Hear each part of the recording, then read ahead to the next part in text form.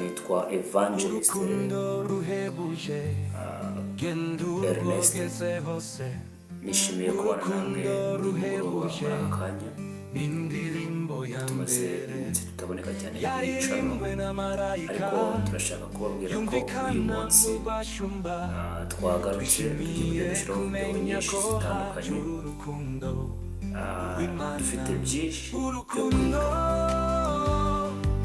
ariko uyu munsi ndashaka kubabwira ijambo. Bibiliya ni igitabo cyiza. Bibiliya ni igitabo kizagufasha no mu buzima busanzwe. Birashoboka ko waba uri umucuruzi, birashoboka ko waba uri umunyamategeko, kugira ngo uzabashe kugera ku ntego zawe uzifashishe Bibiliya. Soma ibitabo byose bizajya bikwigisha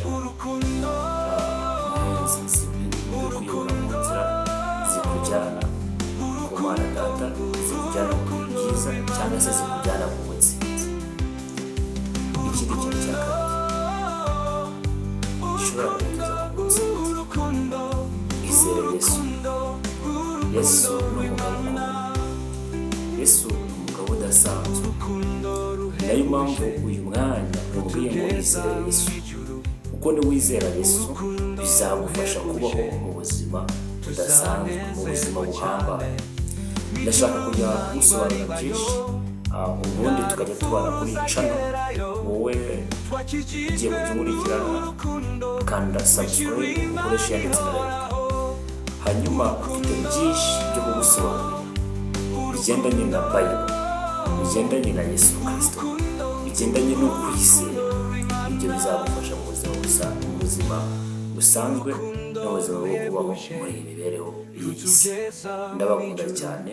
Nitwa Evangelist Ernest. Ikindi kandi ndashaka kumenyesha ko guhera uyu munsi tugiye gutangira, cyangwa se guhera kuri tariki 10 tugiye gutangira amateraniro, cyangwa se dufata umwanya wo gusenga kuri TikTok live. Kuri TikTok live nitwa Mr. Ernest. Kurikirana, following, hanyuma tujye tubana.